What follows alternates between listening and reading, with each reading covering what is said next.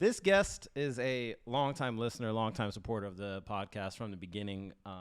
Her and her husband, actually, probably the people that are liking the videos the most, dropping random comments. She doesn't even actually comment significant stuff. She just comments letters sometimes. She is a person that made me like dogs, quite literally forced me to be affectionate for dogs. And I am grateful for that because I used to go over to people's house and just tell them I was allergic, so they put the dogs away. Ladies and gentlemen, this is Anushka Bhatia. Hello. Hi. Welcome. So just go a little bit closer. Yeah. Hello. No, but bring it to you. Okay. Yeah. Dang. It's all right. You know, because then after you master this, we were talking about it beforehand. Have you ever thought about it? Or when you saw these trends of like all these people starting podcasts, you were like, ooh, maybe? Never. Never? Never. I was like, that would never be me. But like dance groups and stuff, you were like, I was like, I could do better. yeah. That's the thing. Like you just gravitate towards certain things. And then when you see people start one of those things, you're like, oh yeah, you know, that makes sense. Yeah. Or like that didn't make sense at all. Yeah. So when I feel like when people see from like high school and even like family members, when they see I have a podcast, they're like, okay, that kind of checks out, you know? But if I started like cooking videos, I feel like then people would be like, what's going on? Hidden skill, hidden talent. I mean, your pasta does look bomb. But see, that's the thing, right? I feel like you get identified as something and then you kind of get pigeonholed in things and then people feel uncomfortable getting out of it. Whether it's like a corporate job, whether you're like a dancer or a corporate thing does it the most. Or like, oh, I'm a banker. I'm, you know, an accountant. I'm an engineer. And then you want to do something else on the side. And then it's like, no, that's weird. You know, people get uncomfortable by it. But it's like, this is what I want to do. And I don't even know if I want to do this, right? This was just like, okay, I need to get these muscles moving somehow.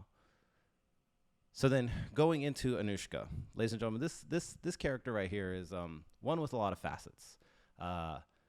She is a corporate junkie. She is a dancing junkie. She is also a real estate junkie, and along with a dog junkie. You know, like if we painted your color wheel, it's quite a lot. Anushka's in town you were out for a work offsite? Yeah. Okay. And was it just for that like? No, we do this twice a year where we get together in person because we don't all live in the same city. We're kind of spread across the U.S. So this is our only time to get together, get in a room, start brainstorming hard problems, start thinking about our future, what our priorities are, but also get in some bonding, in-person bonding with our coworkers. So we like to do, you know, fun dinners and open bar. And the drinking aspect's always interesting. Yeah. But you've drank with your team before. Yes. Does it get, what's the dynamic? It's interesting because we have a lot of turnover on our team.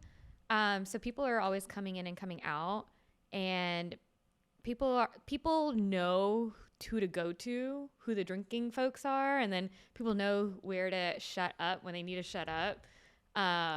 But no one is like loses their shit. I'm probably like the youngest person on my team. Have you figured out your dismount where you're like, okay, now it's time for me to leave this?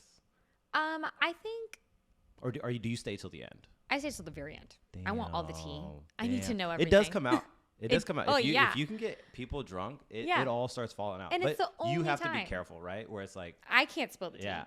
People are like, oh, she talks about people, When I was at Lockheed, and, we would do like, the going away happy hours or this person's birthday or whatever. It was so great to see people get drunk. And that's how I finally I think I talked about an episode where it's like, that's how you get close with coworkers. Oh yeah, drinking. Yeah, whatever that was about, where the drinking makes friends or something. Yeah.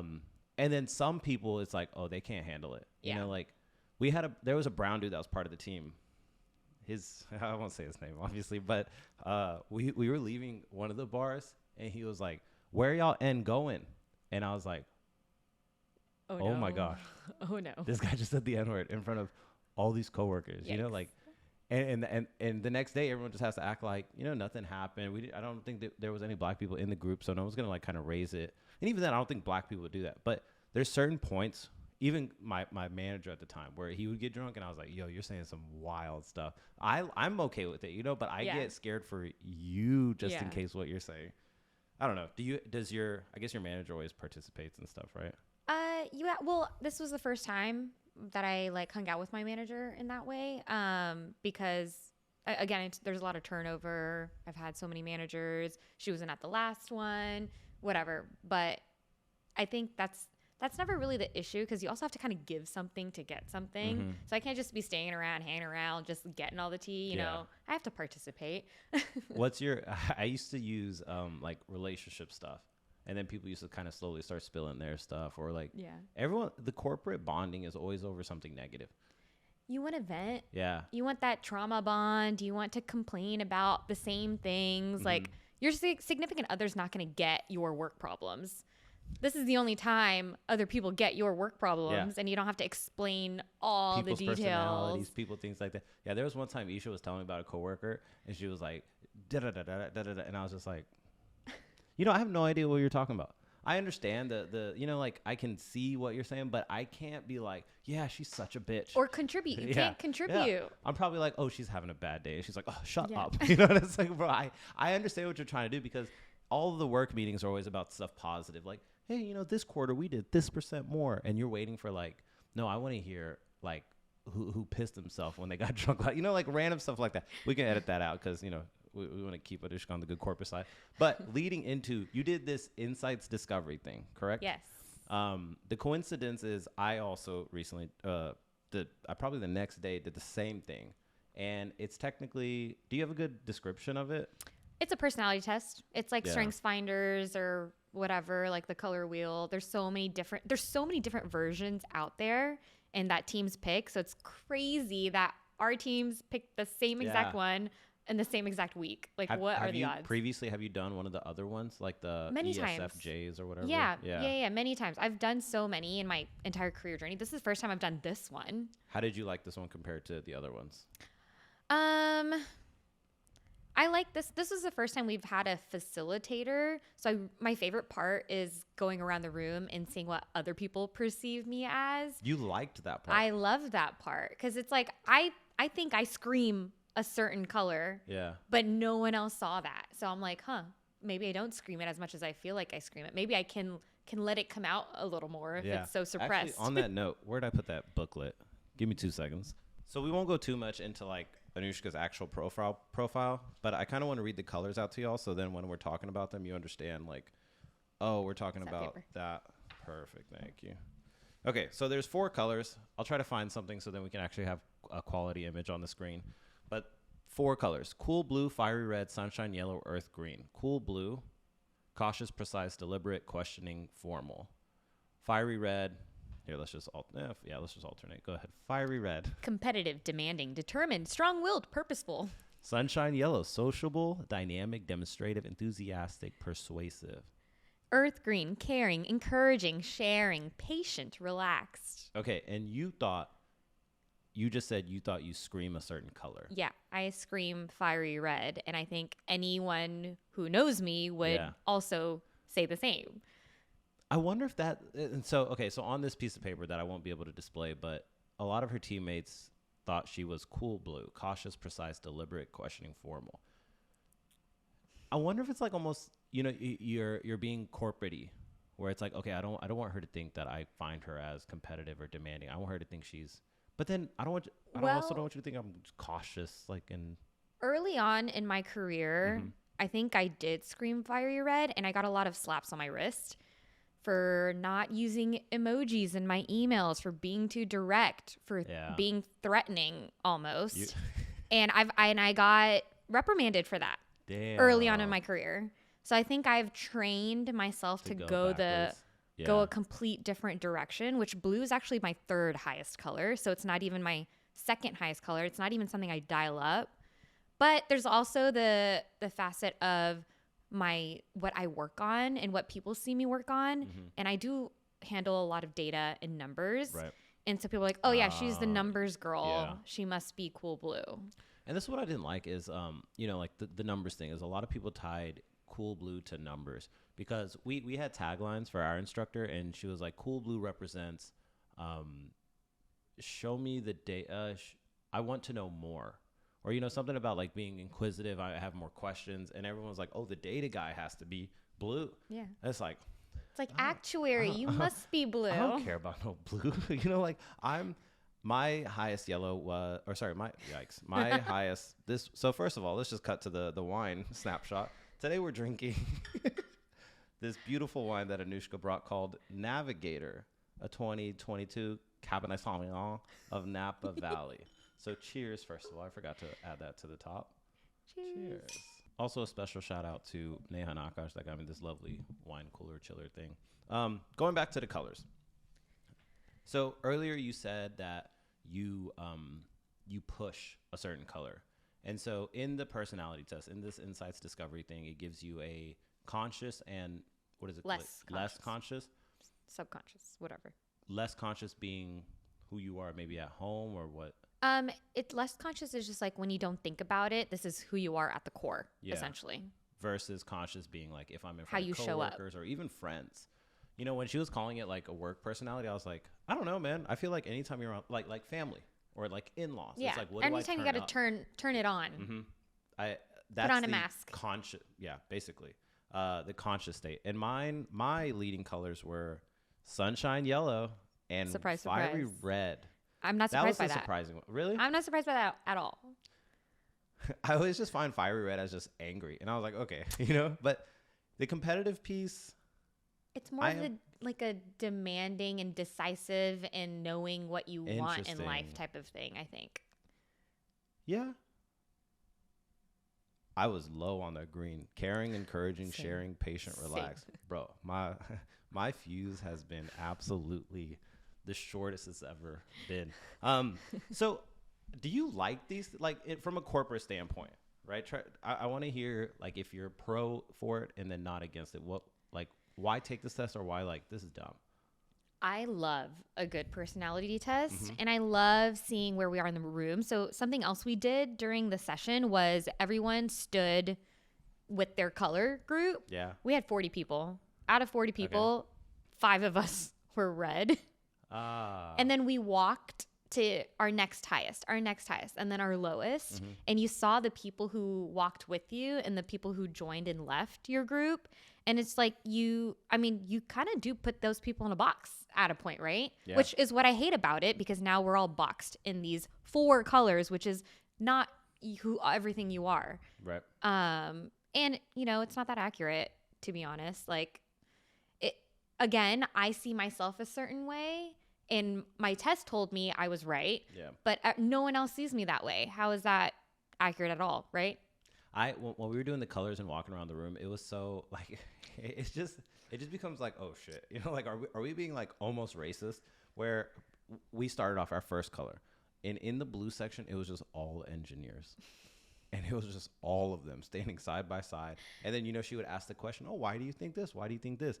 Engineers not saying anything, you know, all quiet. Everyone from the yellow section, well, we think. From the red section, well, we think. And it's like, wow, you know, like, this shit is true. It is true. I mean, it's not totally wrong. Right. And even our facilitator was like, okay, this may not be you now, but was it you in the past? Was it you a long, long time ago? Something you've maybe worked on, focused to change, to like from your core self to what you show up as?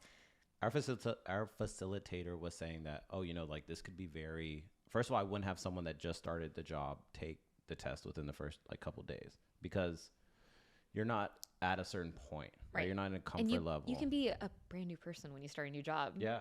And you're supposed to It's like a fresh start. You start over. You're being nice. You know, you're smiling at everyone. Wow. Like, well, wow. You know, what's your name and stuff like that. But when we did this at Lockheed and we did the letters, right? ESFJ, ES, whatever, the extrovert, introvert, feeling, sensitive, thinking, judging. Yeah. And then perceiving or something like that. Anyways. Which is also tied into this too. Yeah. And so then we would take someone did like a Manhattan distance thing to say, okay, you know, based on these character types, this is the distance between, let's say this ESFJ that might be the entertainer versus like the complete opposite. What was another character type? Like another title, that's where the director and the motivator it comes from. Yeah. And so then someone in the group was like, oh, you know, we should base projects off of this, you know, like people that work well together, we should do that. Yeah. And that's when it gets a little, that's where I was like, okay, but like part of this, not even corporate world, but just life is supposed to be, hey, I don't like shit about you, but we have a common mission here. So let's figure out how to do this. And let's play on your strengths. That's what I'm saying. Which I do like. Figure out how to work together versus like, okay, every single project I have, I will never have any friction. Because me and Anushka work well together because we're both red or we're both blue, and then everything's going fine. Then finally I switch jobs, or later in life I have to be part of this business. And then what? Yeah. Ain't nobody taking no personality tests out there. You know, like this is such a luxury. Yeah. I was wondering, I was laughing about how like, we're like, okay, no offense to anyone that's unemployed right now listening to this, but we're taking personality tests. And people, it's important. Is it? I get it, right? For if any coworkers listen to this, I think it's important. But it's so blasphemous almost in this day and age where not everyone's getting laid off, but it's happening left and right. Yeah. Well, I am in people operations, so to me, investing in our people is a core value. Yeah. Would you ever be the person that facilitates this? I could see you kind of leading one. So honestly, I was like, how much did we pay her to do this? Yeah. Because and companies love this shit. Yeah. And she was great. Honestly, great facilitator. I feel like I'd come in with too much bias, to be honest. I don't think I could be objective. But it would be so much fun because we could play games. We could do so much. Like, let's put a green and a red together and see what happens. It's like speed dating. For pivoting off of the insights discovery thing, where corporate life, this is what kind of runs our, what would you say, like 60% of the time of your total day. Anushka is also a founding member, and do you guys have titles? We do, Biflow? But not really. Okay, well, let's just say she's a founding member and a advocate for Israel against. No, I'm sorry. I'll just cut that out. Ladies and gentlemen, Anushka Bhatia is also a founding member of a, what would be classified as group, team, dance company called Biflow. Biflow, could you give a quick overview? I don't want to kind of shorten what y'all do or, Right. So please. Yeah, we're a dance company offering a multitude of services, from choreography for your wedding, or a performer for a performance, or workshops, or simply fun and exercise. Yeah, anything you want dance related. Yeah. We got you. Has there been something kind of on the roadmap? Sorry, when you said a dance performer for a performance, that made me think of like, like, let's say the groom or the bride's a really good dancer, but her bridesmaids don't dance that well, and I need dancers. So then have you guys done that, and how frequent is that? So far, well, that's like kind of our most expensive package, if you will. We've had one where they paid our dancers to be part of the bridesmaids dance, to choreo it, teach it, and also dance with them in the performance. So that is something we have done and offered. It's not as common. Our most common service is, hey, I need a dance for the Sangeet with a breakdown video. Yeah. That's, oh my gosh, it's so wild. We're actually, while we're on that, let's just go ahead and dive into it, where I feel like everyone's touched on this now. Everyone has had this, especially people that dance in college. People that dance in college, they're always just like, I can do this so easily, and I see that it's in such high demand. It's a huge, huge need. Yeah, my sister did it for a couple of brides, and one of the brides used to like come over and like practice with her. Then she ended up being like, well, maybe not the bride herself, but she like a family member, and then she ended up helping her babysit afterwards. Where it's like, oh wow, we just developed this relationship, and she was getting paid maybe like $40 an hour, and I was like, dude, at that point, like it may not be worth your time, especially because you're juggling a kid, a work life that you have to go into the office, and 40. And then I would help, where I would come over. She's like, do you want to help choreo this? And I was like, no. And then she's like, all right, get up. And I was like, what the fuck? And then here we are dancing to Pretty Woman.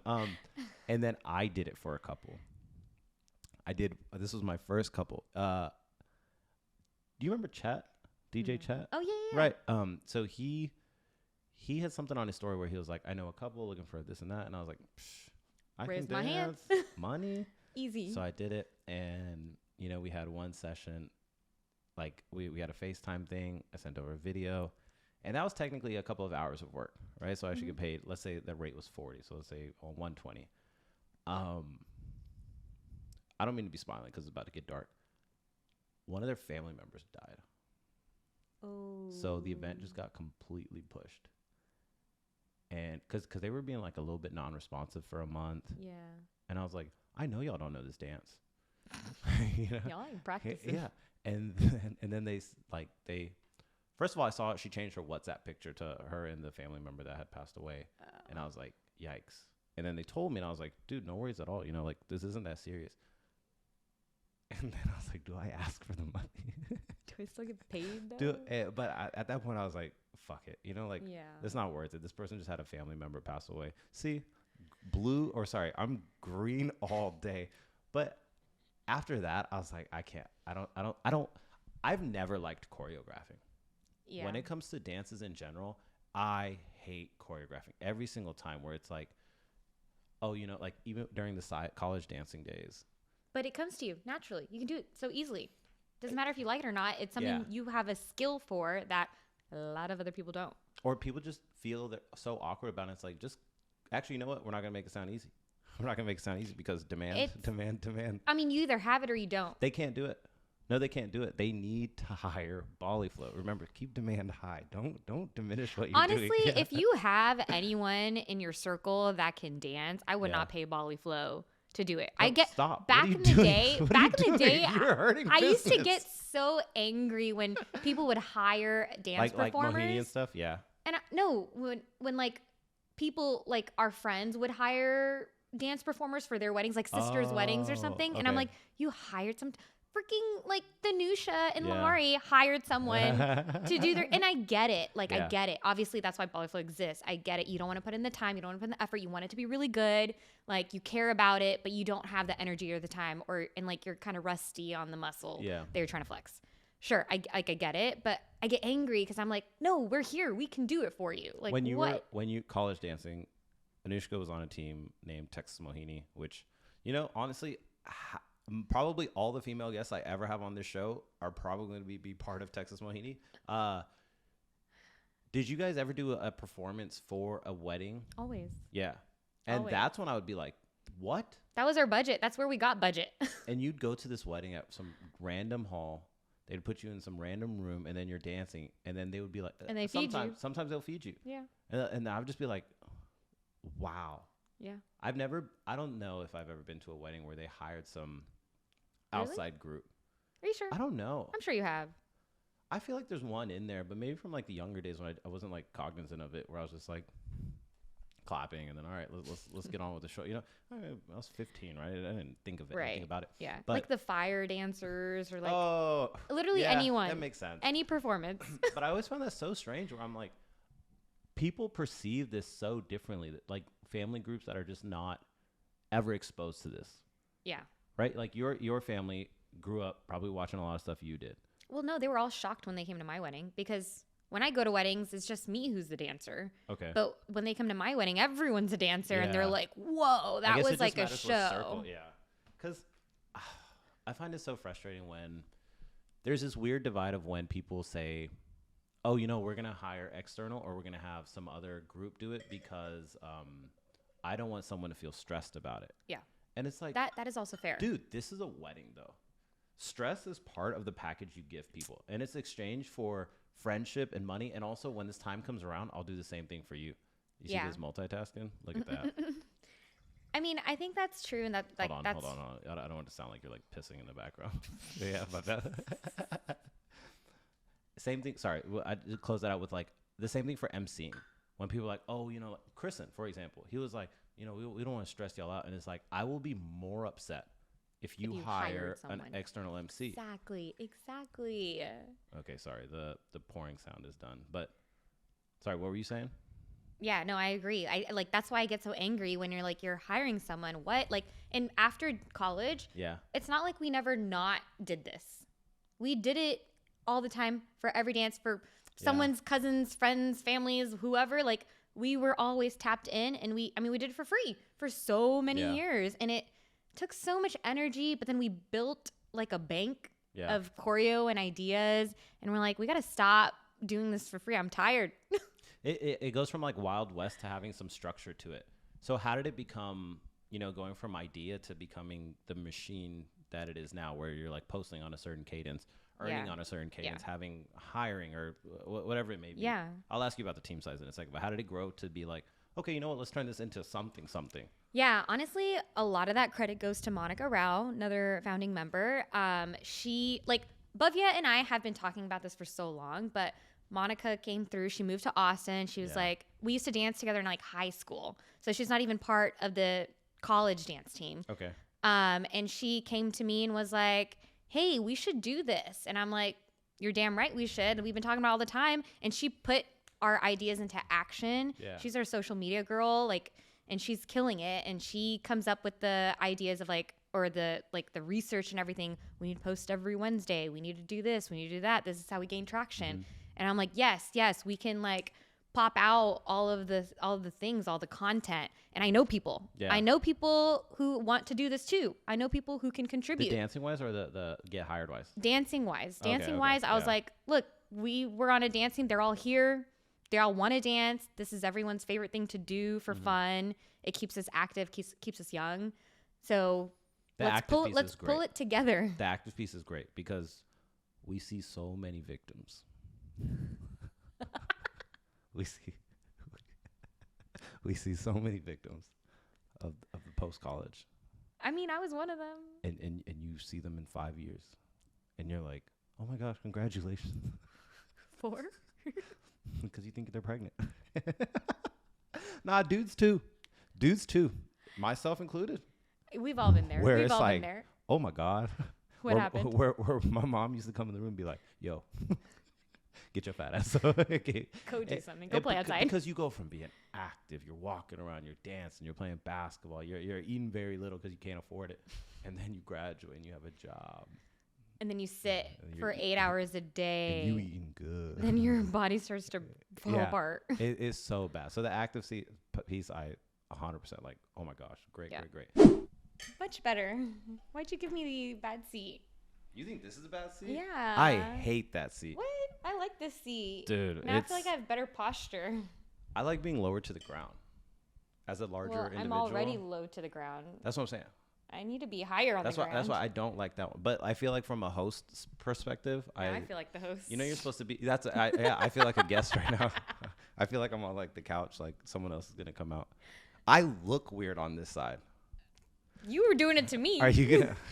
You can ask me a question next. But okay. Sorry, you just mentioned how Monica Rao kind of pushed you, let's say, over the edge to do it. Over the edge to the like you had an idea, right? Like peak. Biflow isn't. Over the edge to make the decision to do it. Gotcha. Not over the edge as far as like you've lost your mind. Like for example, the podcasting. I think it would have been so much easier to start much early on in my life if I had someone that was like, "Yo, I have this idea." Push you to action. Why are we not taking action? Oh, you're gonna come into this fire with me, you know, and I feel much more comfortable with that. Or even stuff like maybe a business, maybe it's a side hustle, whatever it is. Mm-hmm. You always need someone to like, I don't want to say it's like hand holding, but it is. It's like camaraderie. It's a confidence. Mm-hmm. It's like, oh, this is valued. Yeah. Not just from me, from others. Like you do need a little bit of that. You can't just be, okay, I guess some people are completely 100% self-starters, but like. But I think it's such a low percentage. Yeah. You know, and I applaud them, right? Great for you. But I personally sometimes just need We're also someone. Low risk takers and when it comes into like our energy and finance and like so it's like if I'm gonna do something better be worth it, otherwise or I need to know this can be successful. And then when you can wrap your mind around like, oh, this might not be successful, but it was fun, but at least I don't have regret not trying it. Exactly. And that's where it's like, yo, you can wake up literally being 40 50 whatever it is and just be like, I physically cannot do that anymore. Yeah. But then I think about all of my lost potential. What am I not doing enough? What am I missing out on? Mm-hmm. What am I not investing in today where 5 years later I'm like, dang it, I had the opportunity, I had the chance. Why didn't I take it? Yeah, but instead you were dancing. You see what I'm saying? And I think you just swallow that humble pie or swallow whatever pie name we want to call it, where it's just like, yeah, a pill pie. Percocet pie, where you're just like, okay, you know what? I'm okay with the outcome that has transpired. when I was living with Kunal, one of my biggest regrets was like podcasts were on the rise, you know. And Kunal, you had a pod, and we kind of talked about it on the podcast he was on, where you had a podcast in college. And I'm a talkative dude. Why didn't we not have this idea? Why did we not have this idea when we were literally living together? Then COVID came. That would perfect opportunity just to see y'all's banter. Just like someone will eat it. Someone. And when friends apologize to like, I think you might have done this once where it's like, oh, I haven't caught up, my bad, you know. And it's like, I have no expectation for family, friends to watch this, because if this is gonna work, right. No, I really don't. If this is gonna work, you have to get the other percentage. The quite people literally who aren't your friends. That's what I'm saying. Yeah. The people you know is maybe 1% of your future audience. And when you first start, you're so worried about this 1%. And you're like, shit, what will they think? What if I get canceled? This and that. And then it starts, you know, maybe someone from the outside, you know, the other 99% sees it and they're like, hey, I like that. I'm going to subscribe. I'm going to listen to that when I run. I'm going to listen to that when I drive. And it's like, yeah, you don't even know traffic. Me. That's what I'm saying. Okay. All right. It's like this, the LA traffic. But that's what I'm saying is we get so caught up on that 1%. Yeah. So having that friend to kind of push you over the edge to start Biflow, and then you have the other team members that joined. How big are y'all now? Yeah. We have about 6 of us now as like core members, I would say. And we recently acquired a member, Jayshree. Okay. She moved to Austin. She loves to dance, and it's just easy, you know? Yeah.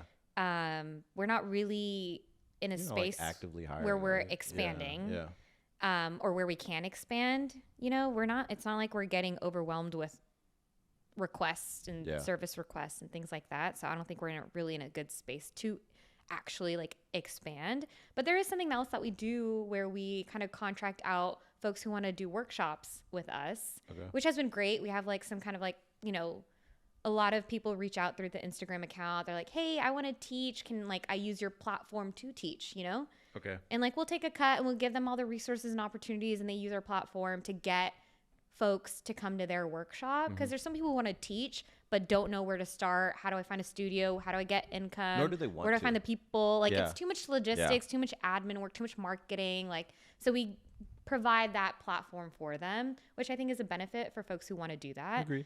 But in terms of other things, like honestly, my goal for Biflow isn't to make money. Okay. There isn't like when it comes to dancing, no one gets rich off of being a great dancer. Singing. Yeah. Who? Singing is different. You know a lot of famous singers. How many famous dancers do you know? Does the world know? I guess if you get to that point of like those, you have to ride social media in addition to that, right? Like the Matt Stefaninas and stuff, all of their careers have been built on Brian Post. Who's the other dude? The other skinny white dude? You do. Stop it. Don't do that. You don't know Matt Stefanina? No, I know Michael Jackson, but he dances because he's a good singer. No, but it's always singing first. What I was saying is like there's such a small percentage of people that like are good dancers, and then you also have to like keep doing the workshops and get the videos and build this community and do this and then do this. It's just like more admin work than talent and skill. And then how much money are they actually making from the dancing piece versus social media? Yeah, you know? social media. If you can nail it in social media, that's a different game altogether. That's just being an influencer. Yeah. Which is not even dancing, you know? It's not fair. You're just getting views and stuff like that. And that initially was our hardest thing to do, was like, how do we get a good video? You know how long it takes to make one of those videos? Have y'all gotten to the point where you start shaking the camera? Oh, like making a drop, one of the beat drops. Like, I wish. Oh my freaking gosh! Every single time. That started when we were kind of like about to leave college. Yeah. These dance videos, I used to love them. When you jump, and then there's just like this shake, or there's like the zoom in and the zoom out, and then people started having there's an app that does it for you. You know. It's like, yo, what happened to just a still camera? You know, where I'm not getting motion sickness in the party. That's what I'm saying. So. You have to be seeing like other groups like this kind of form all around you, right? Oh yeah. Yeah. Before us, after us. Does it feel like competition, or is it just like, hey, let's just focus on what we can get and don't worry about that? It doesn't really feel like competition, because I think what we offer is very unique in terms of our style, our energy, who we are. People, you know, I think as you know, in wedding planning, vendors aren't just what they can provide, but how they provide it and how they work with each other and you. Yeah. So I think we're in a unique spot where we bring some of that unique energy. And it's not competition. Like, I don't want all of your gigs. I don't want everything you're doing. Like, I want people to come to us because they like us. They want what we have. Do you work with a lot of wedding planners? No. Interesting. I think wedding planners may be like referring us, and like a lot of DJs refer us. But we don't work directly. We work directly with the client because the client knows what they want, not the wedding planner. And we need a lot of details of like, who's going to be doing this dance? How many people? How long? What are your song selections? Do you need a mix? But, you know, we work directly with the client. When I saw you start this, it was interesting because I never took you as the person that likes to teach. I don't, which is why you'll never see me teach a workshop. See what I'm saying? I know my people, bro. Anushka has had this long dream. So if anyone's listening to this by, coincidence, Anushka's always wanted to be a background dancer in a Bollywood movie. Fair? Or someone's concert. Or like a I don't know if we're allowed to say the name or not, but Chris Brown. It's okay. You can say the name here. This podcast is big fan of the show, Chris Brown. Yeah. So did you ever try to go down that route? Like, did you ever try to get an agent, or like, how do you even start pursuing that? I think that is one of my goals for Biflow, is to build a platform to get that opportunity. So I think the closest we've gotten so far is South by Southwest, which was super cool, super fun. What an awesome opportunity. And like, it didn't come to us. Again, Monica Rao is really good at that PR aspect of it, finding these opportunities. And we landed this cool ass gig during South by with like one of the first times where like the Indian community in Austin is trying to represent in Austin and have like a platform and do some really cool stuff, like an Indian Bollywood like drag brunch and things like that. But we performed on stage, and there was actually an agent who watched us and approached us afterwards and was like, hey, I know, y'all aren't actors, but we have been looking for Bollywood, like Indian descent people who have expressions, Yeah. And it's very related. Expressions. I'm not looking for robots. I'm looking for someone. And so they sent us like a script to audition for like some TV show. Interesting. With limited time. And I was like, whoa, like that's a really cool opportunity. But I mean, I didn't do it. I didn't do it. I think some of the other girls might have tried it, but how do you give a dancer a script to act? Like, sure, maybe there's some hidden talent there, but like, I don't know. I don't know how to memorize this 5-page script. Like, I don't know what to do. I don't know where to start. I don't have that much time. Like, whoa. Me neither. That's why I'm still doing this here. So closing out the Biflow stuff, do you have any kind of last minute plugs you'd like to do, or like, where can people find you? Biflow ATX on Instagram. Okay. Email? BiflowATX@gmail.com. Okay. Yeah. Send us your inquiries. And let them know that the Ajay Patel Show sent you, and you'll get $1 off your next booking. Welcome back from the break. Like I said, a lot of facets to this individual here. We were actually roommates at one point, and I don't think you ever saw me because I was just in my room playing video games the whole time. What a time. I hung out with your other roommates a lot more. But we went apartment shopping together once upon a time, and everyone was like, oh, the happy couple. Yeah. And I was like, hey, look, I'm just a negotiator here. From that, I like to kind of twist it on the chord of Anushka is a licensed real estate professional. Is there a certain title, right? Like, is it just I'm a realtor. Yeah, realtor. I paid the extra money for the R. There it is. So like we were kind of talking about earlier, where when people get into certain hobbies, you're like, oh, okay. Anushka started dancing. Oh, okay. I just started blabbing. Oh, okay. But what in the world, how did you end up on the real estate boat? Yeah. Normally I'm used to seeing people that like, they got a degree they don't like much. And they're like, what can I do to make some fast money and big time? Yeah. And then you end up in real estate. How did you end up in that boat? Which is funny because I know you started taking the exam. Like I said, you want some fast money and big money too at the same time. I came to you for advice. Yeah. Oh yeah, this is true. Did you take the same course? Yeah. Damn. Oh yeah, I got the Groupon discount you talked about. And I was like, damn, that is a good deal. Shout out Groupon, bro. I can still get into the course. Yeah, do it. But it's just all. Well, now you don't need to do it. I got you. Yeah. For the Texas plug, yes. Yeah. Maybe I should do it in California. You know where the money's at? In New York. You know? There's some good laws that benefit real estate agents in New York. Okay, so you're getting too deep. How did you get into real estate? I think when I bought my first house, I got addicted to Zillow. And I was like, every morning, like after a while, I looked at my most used apps. Zillow was like skyrocket compared to everything else. I don't know. I got really addicted to like the specs and what it's worth. Can I afford it? Is this worth the money? Where's the good deal? Yeah. You know, I just got really into it. And I think like I'm really passionate about a good home. Like I love to host. I love filling my house with people. That's where you spend a lot of your time. That's where you go to break down. That's where you go to celebrate. That's where you go to eat. That's where like just a home means so much to me. And finding that right home for me or others is what just became like a fun hobby. Were you using a lot of the calculator? Like, no, that calculator's wrong. What? That calculator's wrong. Why? Because it doesn't account for like. It doesn't account for anything that you like, any personal, like how much are you putting down? How much? What is your credit score? What is your financial like? Whatever. Like it's just not as accurate. Zestimate's also off because like they almost went bankrupt at one point because I heard about the Zestimate stuff. Yeah. So we don't trust that. How did you first when you bought your first house? Who did you go through? Whether it was like a real estate agent or a platform? I used a random Zillow real estate agent. He turned out to be psycho. What do you mean? I think he had like multiple personality disorder because Anurag and I would like, he'd get along with him. He'd be such a fun guy. Like, oh, we're doing this. He's so fun, blah, blah, blah. I actually don't even remember his name, but we saw a ton of houses with him. That's so funny because same thing happened to me. Where my random Redfin agent lady, and I met this girl once upon a time, right when I closed, and then I had sent her a text because I was like looking at something else, maybe like 4 years later, tell me this. And she was like, "Shut your bitch ass up," and I was like, exactly. I was like, hold on, what happened? Like, okay, so we like put an offer down on a house, and then we backed out because of some feng shui stuff that Anurag's parents were like, we can't do that. And I was like, oh my God. We lose some option money, whatever. And then our real estate agent gets mad at us.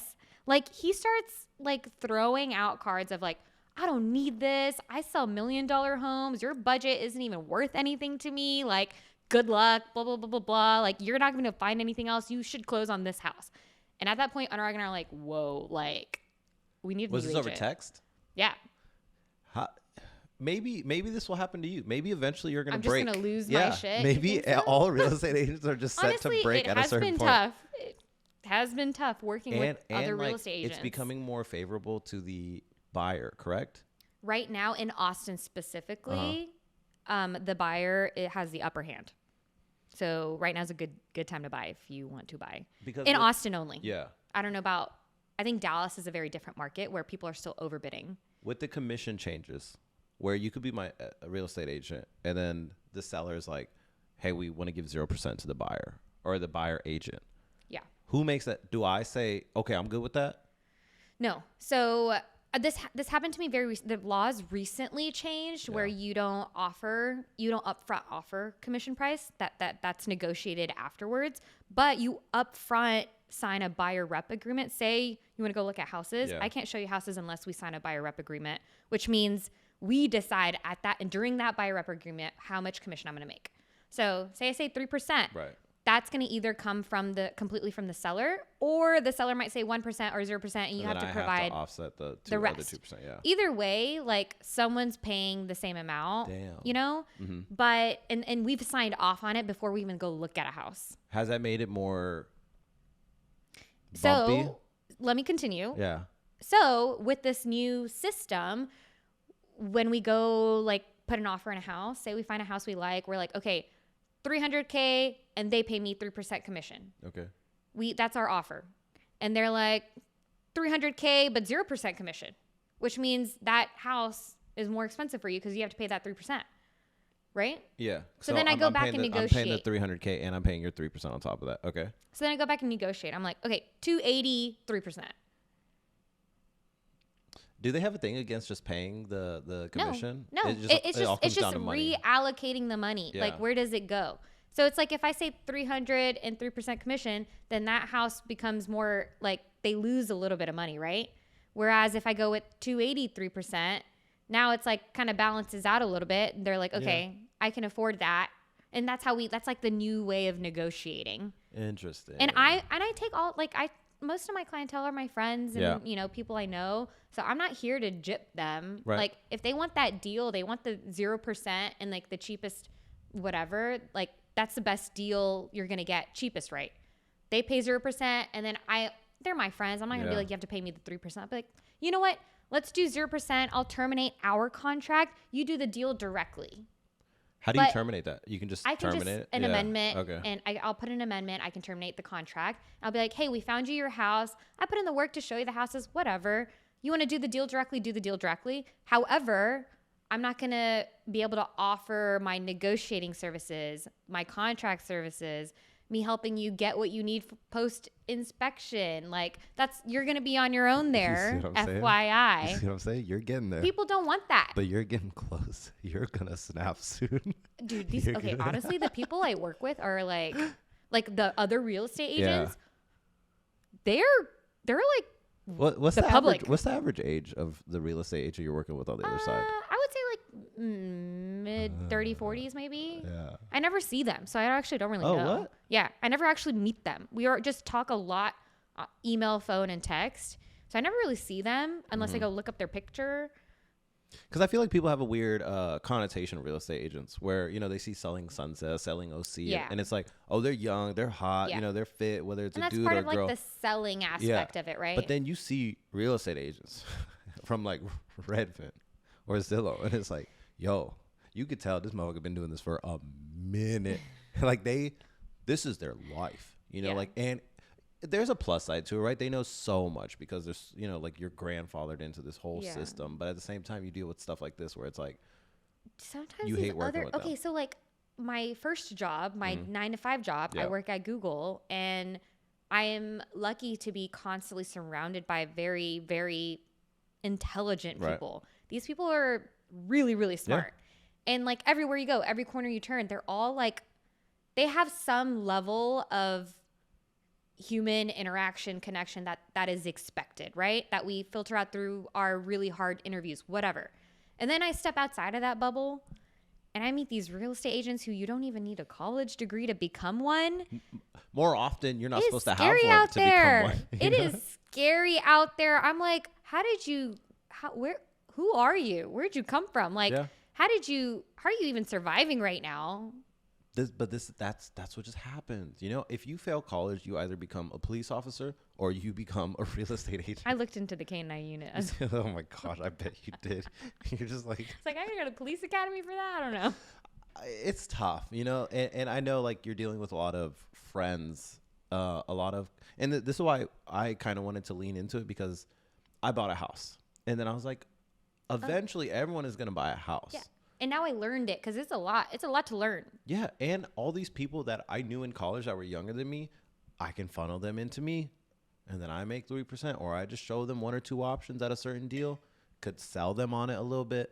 But see, that's not why I got into it. I actually care about my greens. I'm dialing up my green. I really care about protecting my friends from those evils, because you can easily get taken advantage of if you don't know what you're doing. And I'm like, I'm not trying to make you pay the most for this house. I actually want to get you the best deal for the best house and get you everything you can out of this deal. Yeah, but I am working hard. I'm not trying to come off as an asshole. I wasn't trying to take advantage of my friends. It was like when I was buying a house, it felt like, why? Every single day it's like, oh, I didn't know that. Oh, I didn't know that. Now I got to go YouTube it. Now I got to learn this. So I wanted to be like, okay, now that I have this knowledge, let me share this with the people that I know. Exactly. But then I was like, okay, you can make 3% of $300K. I mean, if I'm going to put in the work, like, it's not going to be fucking for free. Like, sorry, am I allowed to say the F word? You can curse here all you want. all closing out with, where do you kind of foresee this aspect of your life? Like, are you trying to start selling bigger and badder homes? Are you trying to step outside of Texas? Do you want to get the property management side of things? Like, where is this going? You know, I see where the dance thing's going, right? I see where the corporate thing's going. Yeah. I think eventually, I mean, my whole goal of becoming a real estate agent is so I can convince all my friends to live right next door to me. God damn. Don't say your neighborhood. Build our commune together. That's my stepping stone. That's not where I'm going to end up, you know? I want to build a community together in Austin with all of our customized homes or whatever, and live a happy life together. You like living that close to friends? I love it because I don't have a car. I want to be walking distance, at minimum biking distance. Yeah. I want that access. I want that easy access to everyone I love and care about. Yeah. See, I need some distance. You know? No, you don't. No, I do. No, you don't. I truly do. Natasha the other day was like, let's live like a block away from each other. I said, that's not enough. That is the dream. That's not enough. Once you do it, then you'll understand. That's my dream when we retire. When we're all old and the kids are gone, I mean, it's going to take a long time to get there. I'm down for that. That's what I mean. But right now it's hard because we all have different goals and investment journeys and career journeys. I want everyone far away. Okay, but the day I start making more than my 9 to 5 through real estate. You'll be on the real estate train? Yeah, but that's never going to happen. I make too much from my corporate job. Soft flex. Google got me good. And they feed me. Flex. The day real estate and they feeds feed you? me. Get the fuck out of here, bro. That's why it's never going to happen. The corporate perks is how they get you, bro. Today we're taking a personality test. It's like when they roll in a TV screen and it's like, oh, great. Today we don't have to do any work. But the work is still there on the next day. It's like, oh, shit. You know, I still have to do. Versus like school, it was like, oh, I just get this day off. I get to do nothing. I know. I get to write notes to the girl I like and stuff. Ice days aren't a thing anymore. I still got to work on ice days. That's what I'm saying. Like we did that insights thing and I was like, there's so much shit I need to do. My inbox just keeps on climbing. Yeah. And you could see everyone being like, stressed, trying to pay attention, but looking at they'll my like look at their phone and stuff. Firstly, I appreciate you being here. So cheers one last thanks time. Thanks for having me. Of course.